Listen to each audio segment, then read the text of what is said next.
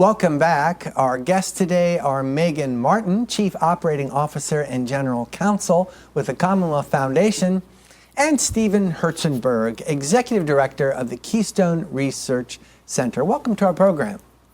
Thank you so much for having us. Great to be here. Philadelphia's public transit system, SEPTA, is promising service cuts and fare increases if it doesn't get extra funding in the new state budget. So, Steve, what are lawmakers doing about this? I mean, this is a problem that goes back to the fact that about 10 years ago or 12 years ago, 2013, there was a bill passed and they actually used some tolling increases on the turnpike to fund transportation, but including transit. But that bill only took us through 2022. Some of the federal money, like the American Rescue Plan that the state has had, has managed to fund public transit and transportation since then. But now we need a new fix. The governor's proposal is sort of 5 years, increasing the share of the sales and use tax that's dedicated to transportation, including, well, dedicated to public transit. So that's the debate. And you know, it's a partial fix. 5 years is only 5 years, and it's not clear really that it's enough money. You're still going to be talking about some cuts in service in many transit systems, not just Philadelphia and Pittsburgh, but smaller cities and rural areas. So it's a partial fix, and it's absolutely essential that the bill that passed the House with the governor's plan be part of the budget. And Megan, the COVID pandemic a few years ago certainly didn't help because ridership dropped as a result, and it's only been partially restored.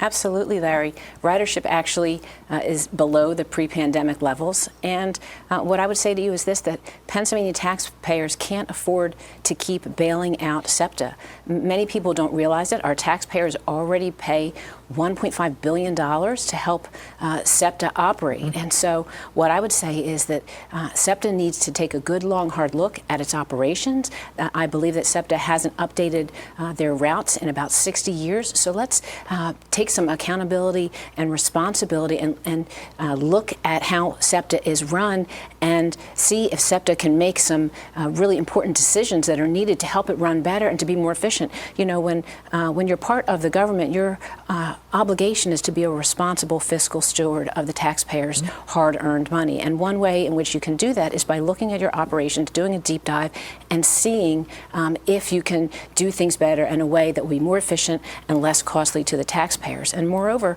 you know, in last year's budget, Governor Shapiro took money from roads and bridges to help prop up SEPTA. And at this point, I guess I would say to you, when is enough enough? Because a year later, SEPTA is coming back. So we want to see SEPTA, be successful, but we want to see them do that in a fiscally responsible way that doesn't always come back to the Pennsylvania taxpayers. I would just add that this is not a Philadelphia or SEPTA issue. This is a statewide issue. This is a classic example of public investment, like education, like roads and bridges, but also public transit. So we need to invest in trains, in buses, in rideshare, in rural areas especially. And this is about enabling low-income people who don't have a car, can't afford a car, to get to work. There's a payoff to public investment in public transit as well, because economic activity and jobs increase. So again, we need to keep focused on the common good and the needs of the disabled, seniors, low-income workers. I think that's the right way to think about the public transit issue. Let's talk about this bill that the House passed that would benefit public transit systems here in Pennsylvania. And it has to do with an already existing way to get funding for it, the sales tax. I understand currently we take part of the sales tax, and that's what funds SEPTA. And so this bill is proposing to do even more. I think that's right. You have to get money from somewhere, so that's the particular proposal the governor came up with. It doesn't mean a raise for taxpayers anyway.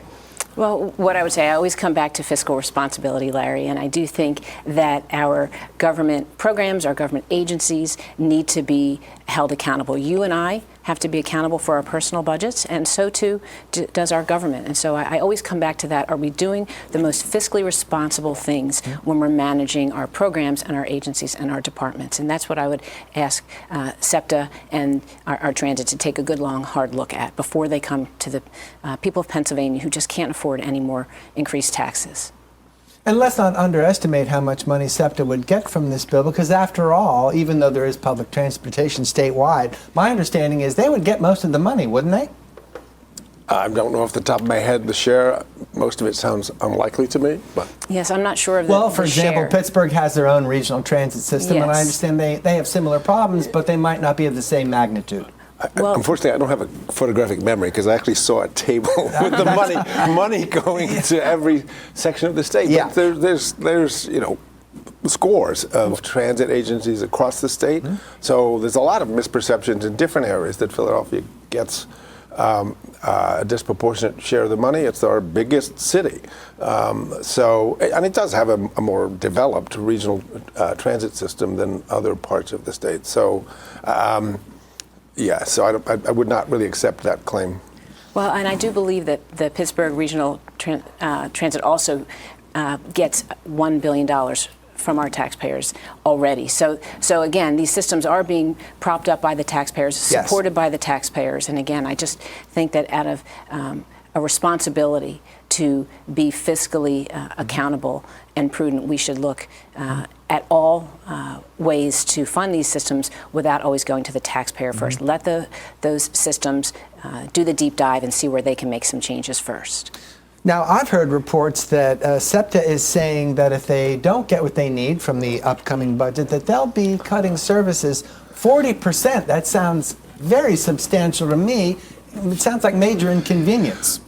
I think that's the reality. Again, there are also plans in Pittsburgh, contingency plans that will be big cuts in services and in smaller systems. Listen, let's step back from the weeds of this debate. Is the U.S. A country? Is Pennsylvania a state that overinvests or underinvests in public transit? I think if you travel the world and read, including, let's say, the train systems in Europe, you'll come to the conclusion that we wildly underinvest in public transit. It's penny wise and pound foolish. It doesn't recognize the safety advantages, the environmental advantages, the community advantages in terms of the communities that are on major rail and bus lines thrive. So I think that's instead of bringing the kind of view that it's my money. No, taxes are how we do things together, and sometimes we don't do enough things together and we compromise our collective future. Public transit is one of those areas. Larry, what I would say is, again, I go back to the decrease in ridership, that we just haven't rebounded since COVID.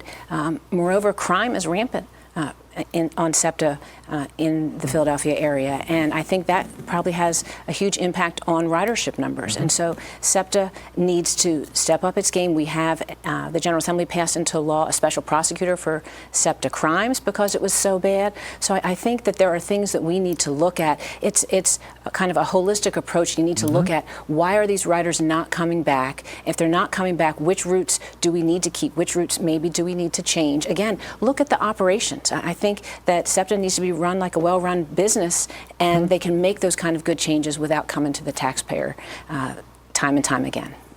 Now, here's an interesting note about that bill that just passed the House that would benefit public transit here in Pennsylvania.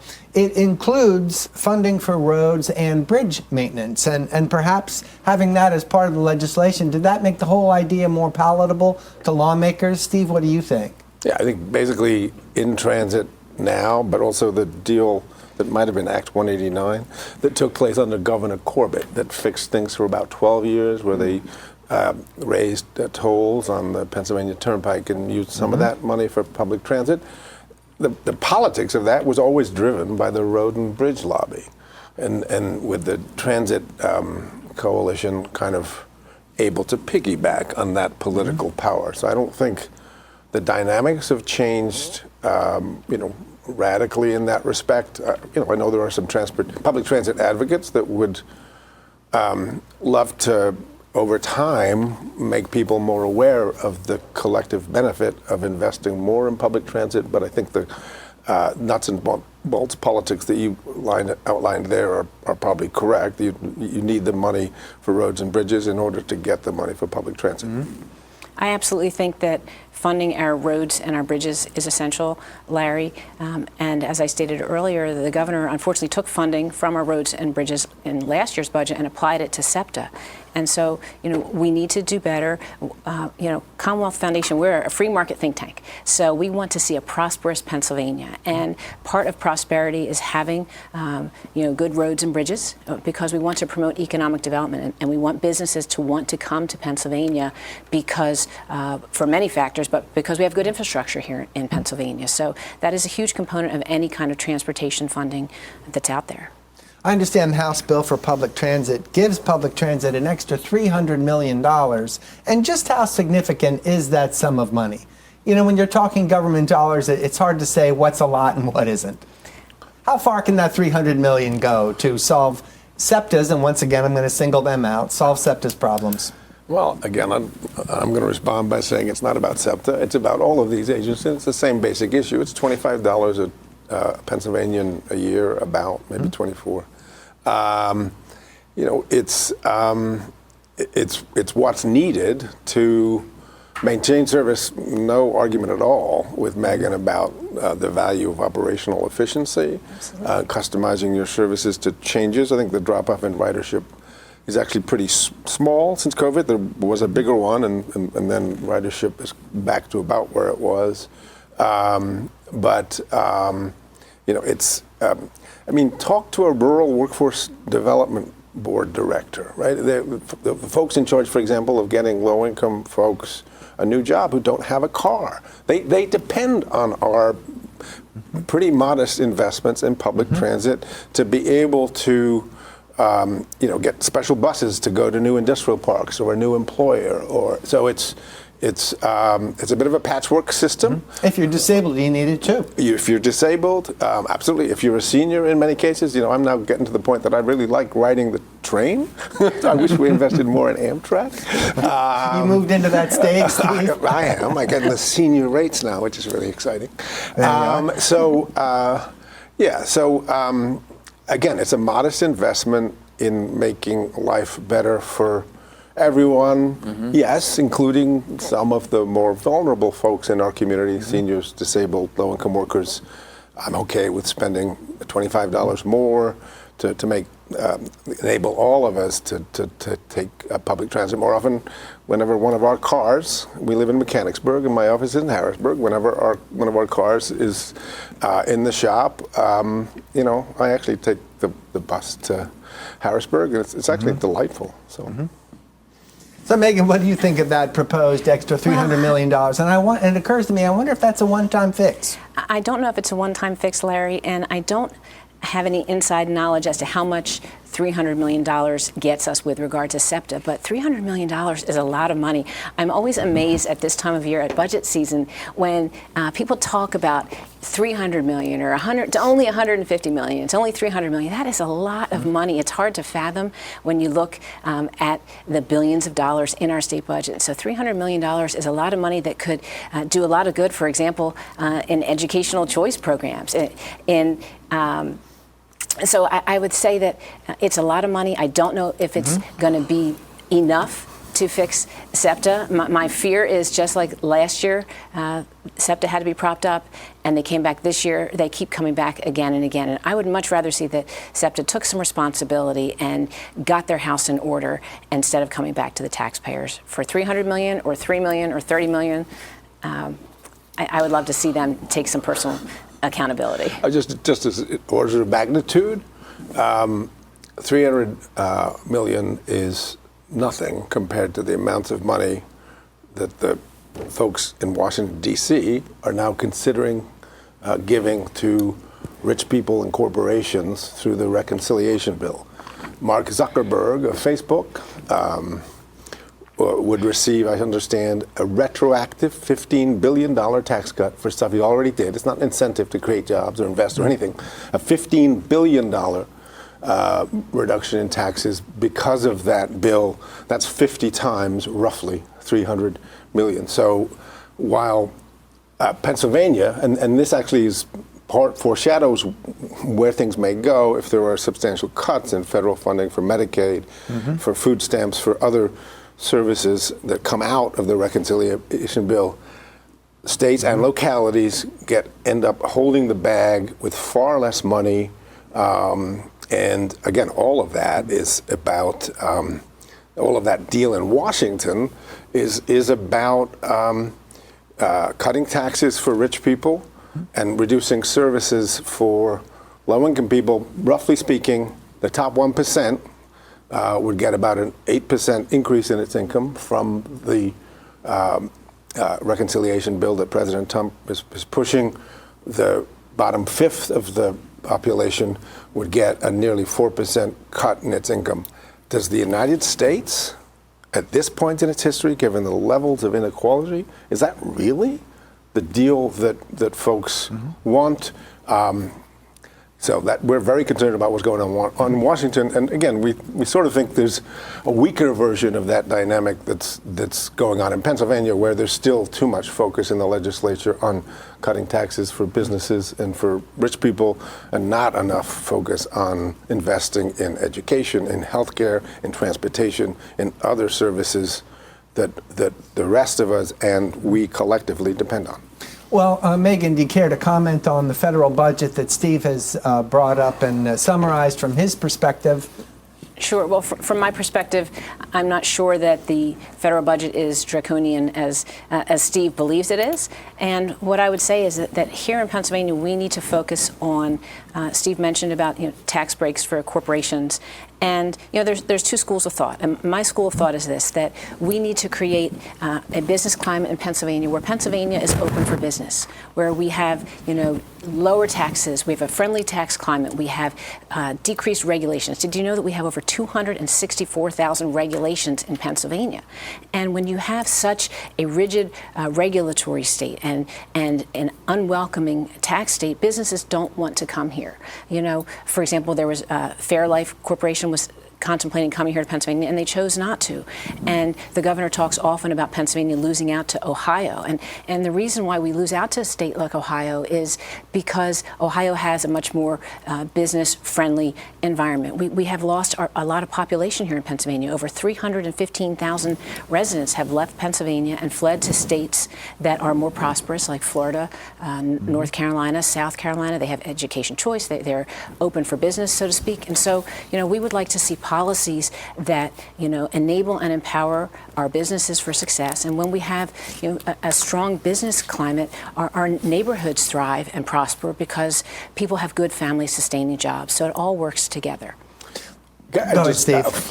Briefly, please. Megan tells a nice story, but I'm an economist, and what she just laid out is in fact a story. It's inconsistent with the evidence.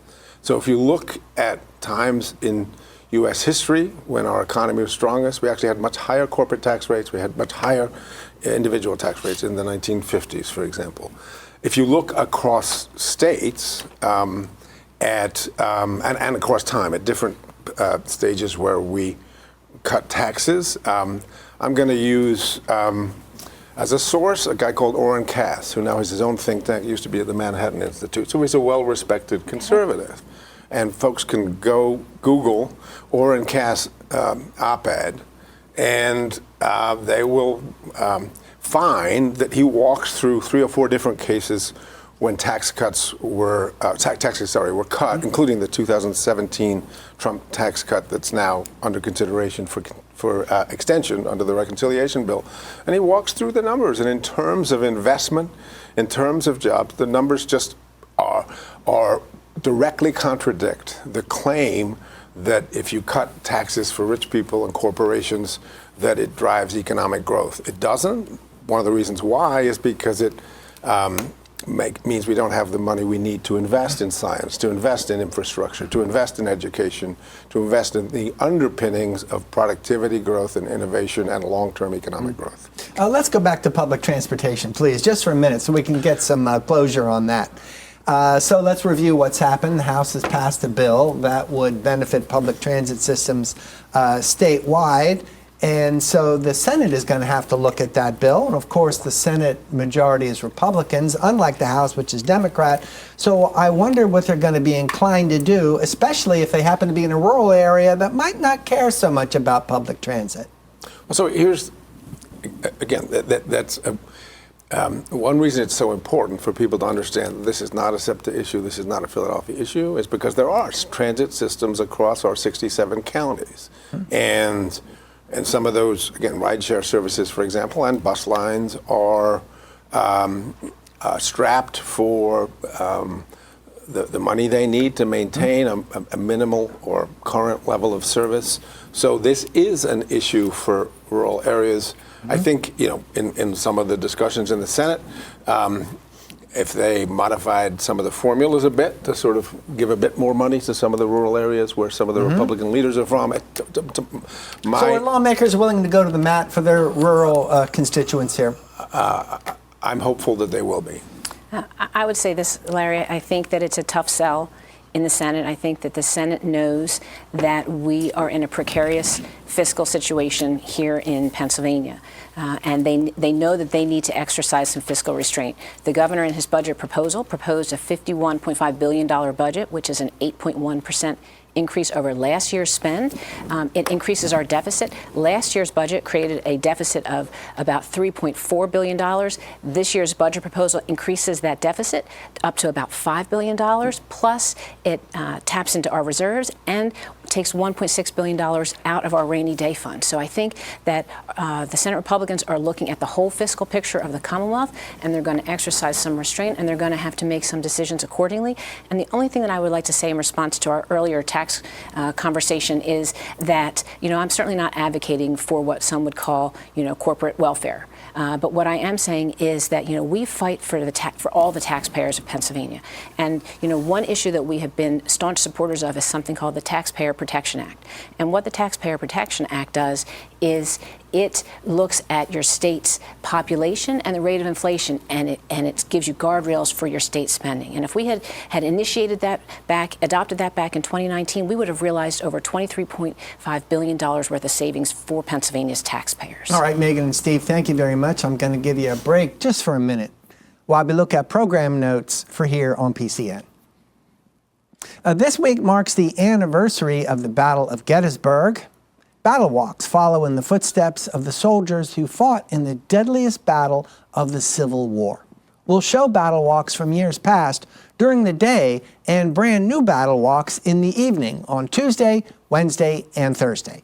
Find out the details by going to PCNTV.com. Continuing with our Gettysburg theme, we have a special call-in program for you. Our guests will be living historians portraying leaders who were at the Battle of Gettysburg. General John Buford and Colonel William McCandless will answer your questions while they stay in character Thursday at 7 p.m. Gettysburg Battle Walks continue through the 4th of July holiday, so just a reminder, you can keep track of the details by going to PCNTV.com. You can watch this show and all our public affairs programming free of charge by visiting PCNSelect.com. While you're there, you can download our streaming service, PCN Select. PCN is Everything Pennsylvania. We're a 501c3 nonprofit television network that relies on viewers like you. To make a donation, visit PCNTV.com. All right, here we are talking about the pending state budget with our guests, and we were just talking about public transit and the bill that's being proposed there, and what the Senate might do with that bill. So let's turn to another debate in the legislature. It has to do with so-called skill games. Now, we know these skill games, they resemble slot machines. You can find them in pizza parlors and bars. And what do lawmakers agree on so far? Because after all, the root of the debate is to tax or not to tax these machines. Steve? So I think there's now broad agreement with the idea of taxing them to some level. There are three different bills or concepts. There's the governor's proposal, which was a tax rate of maybe it was 52%. 52% is what I think I saw. Yeah. Okay, and then By far the highest of the proposals. Senator Yaw, I think, has a bill that's maybe 16%. Yes. Because he's typically on the side of the business folks. And then there's a compromise bill that comes from the Lebanon senator, Republican senator, Gephardt, which is like 35%. Okay, so I think so Gephardt kind of went in the middle of the two extremes. Yeah, so I think what you're likely to get is some taxing of skill games. Again, skill games are not that different than slot machines. I mean, some people would adamantly argue that they, as the name implies, they require skill, whereas slot machines are just luck. That's what the court said. Yeah, but again, it's sort of there's an imbalance really in how they're treated. The restaurants and bars and convenience stores.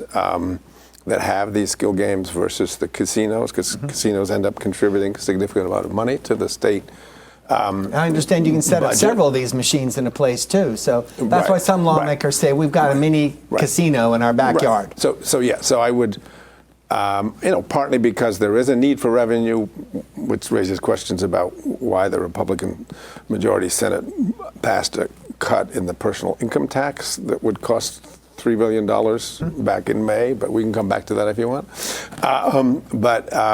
I think we'll end up with some kind of regulation. And Megan, what do you think is going to happen here? Larry, what I think the only thing that the senators probably can agree on is the fact that there is no agreement yet, and there is a lot of dissent and a lot of differing opinion, at least 3 different schools of thought. So they have a lot of work to do to come together as a caucus to decide if and how they're going to pursue this. And then what I would say, from where I sit, if this goes forward, what are we going to do with that revenue?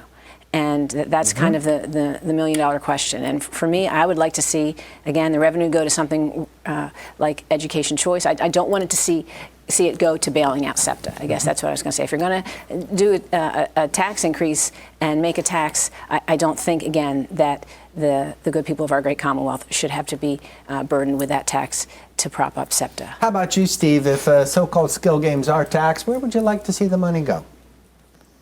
I mean, we have a lot of different public investment needs, as I alluded to before. So, I mean, I don't have any particular attachment to using Well, put it games. this way, folks. What other details have to be worked out? Let's say a tax rate was established tomorrow. What else do they have to work with?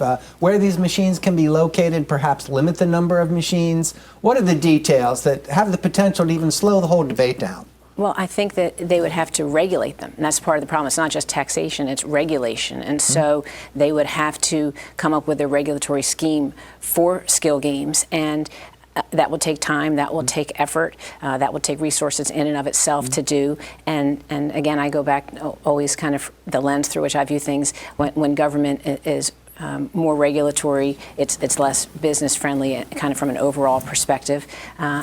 So it remains to be seen, I guess is what I will say. It remains to be seen. You're testing my knowledge of the weeds here, but I think one of the other issues or approaches is allowing them and regulating them in establishments that have a liquor license. That's attached to those establishments are only allow people 21 and over into them. And so that restriction is partly about not exposing young people to these skill games and fueling, gambling addiction. You can find skill games in convenience stores too, can't you? Yeah, you can, absolutely. So, as far as the majority leader in the Senate is concerned, that would be Joe Pittman. He has voiced concern about violence and robberies are a problem at these mini casinos with lots of skill games lined up. I wonder, do other lawmakers share that concern? What have you heard?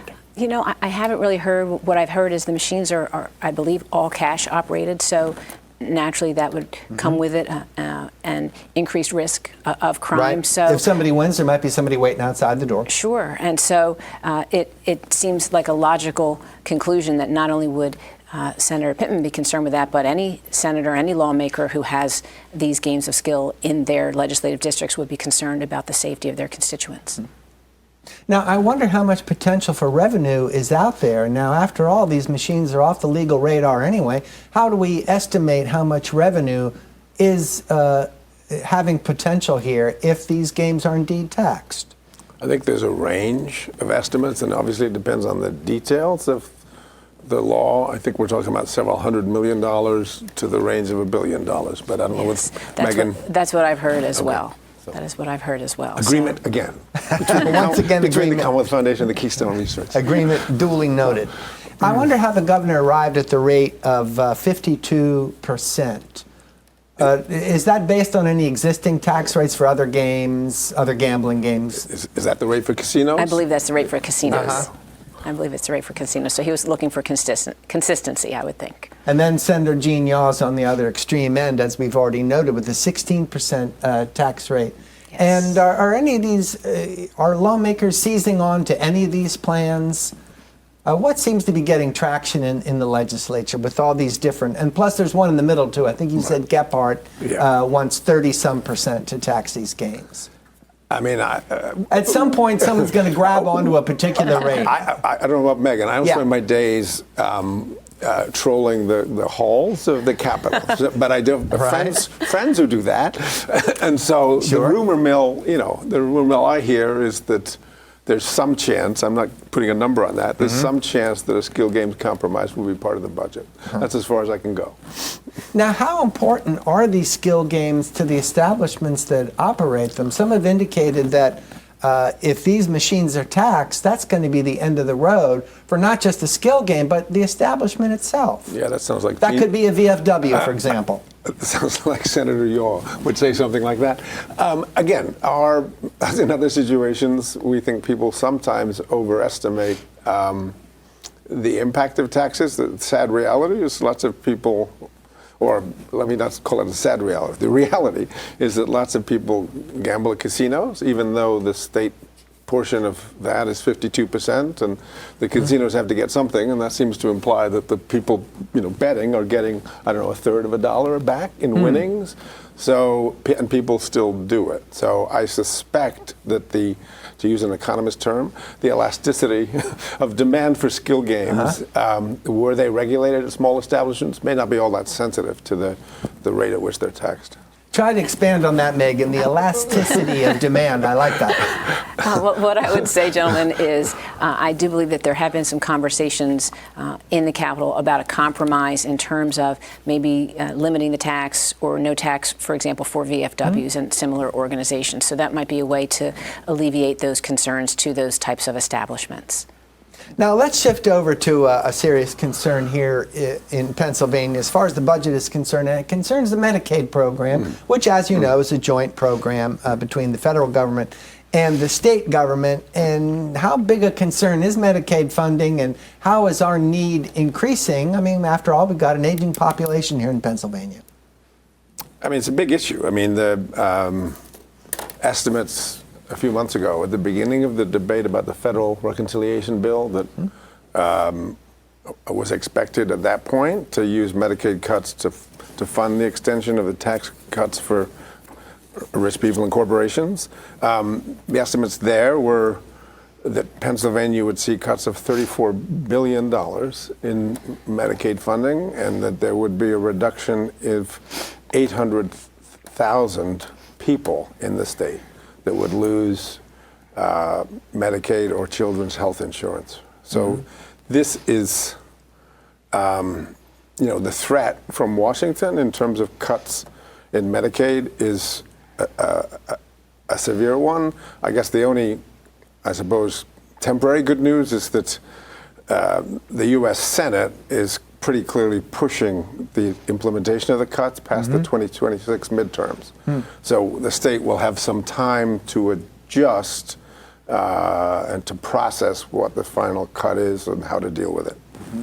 Larry, what I would like to share with you and the viewers today is some information about Medicaid that I think a lot of people don't realize.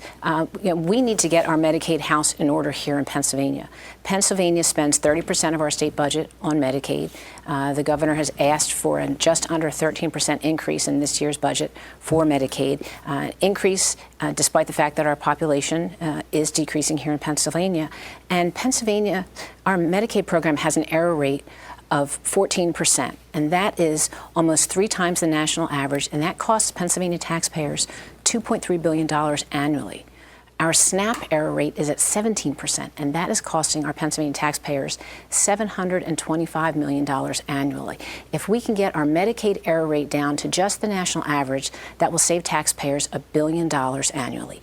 If we can reduce our SNAP error rate, and the federal government has told us if we don't, we are going to be on the hook for another $1 billion in regard to the SNAP program. So, we need to get our house in order when it comes to our Medicaid. We need to get our entire fiscal house in order. And, this falls under the governor's jurisdiction. I've had the privilege in my career to serve in the administrations of 2 governors. So I know that, when you are the governor, your state agencies, they report up the chain to you, so to speak. And so the governor needs to exhibit some leadership and have the Medicaid folks take a good hard look at their programs, at how they're operating, what they can do. Is there waste, fraud, abuse? Clearly there's something going on if we have this error rate. And even if it's just errors, let's clean those up. Let's do better with our programs to save our taxpayers' money. That is a great starting point for the people of Pennsylvania. Regardless of what happens in Washington, we need to get our house in order here in Pennsylvania. I think that our taxpayers deserve that. A couple responses.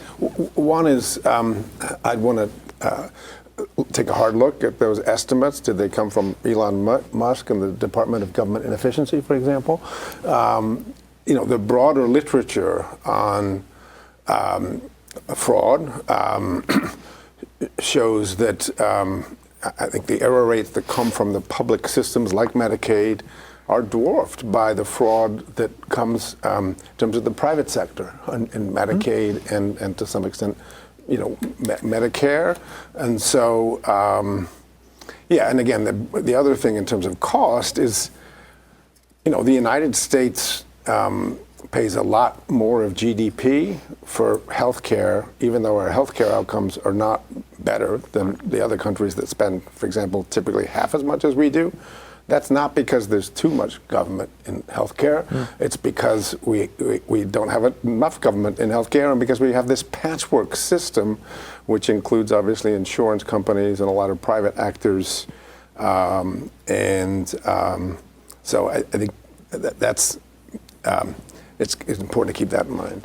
And the only thing I would respond respectfully, Stephen, is that Commonwealth Foundation, we're a think tank. We have a whole policy department of professionals who do this research and who do the research and come up with the data for us. So the numbers upon which I rely are sound numbers that I can trust and believe in, as opposed to, you said something from Elon Musk. Not that I'm disputing his numbers, but I was talking about Pennsylvania-specific numbers from the Commonwealth Foundation.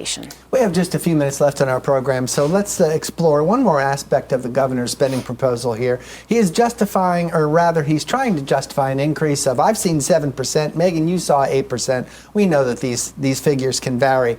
More importantly, how is the governor able to justify increasing spending in this environment? Try to be brief, Steve. Sure. I mean, the one big issue is there's a bipartisan, bicameral recognition in the legislature that our school funding system, our low-income districts are underfunded.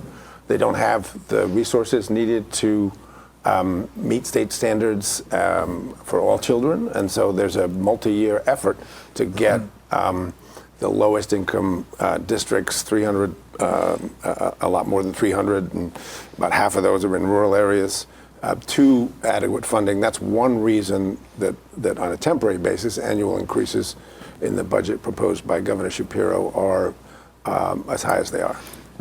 When it comes to education, Larry, I support education choice. And in Pennsylvania, we pay $23,000 per student in the public schools. We keep spending more and more money on our public school, but our scores keep going down and down. The national data came out this spring, and 69% of Pennsylvania's 8th graders are not proficient in math or reading. In the school district of Philadelphia, 85% are not proficient in math, 82% are not proficient in reading, and some school districts have 0 proficiency. So that's a travesty and a tragedy. We need to do better by our children. So in terms of education spending, we would like to see educational investments in something like educational opportunities, Lifeline Scholarships. We have more than 211,000 children who are trapped in our failing schools here in Pennsylvania, and Lifeline Scholarships would be exactly that. They would be a lifeline to a high-quality education for them, regardless of their zip code. Is this charter schools you're alluding to, Megan? I want to be clear. Well, no, this is separate from charter schools, and I can certainly talk about charter schools a little bit,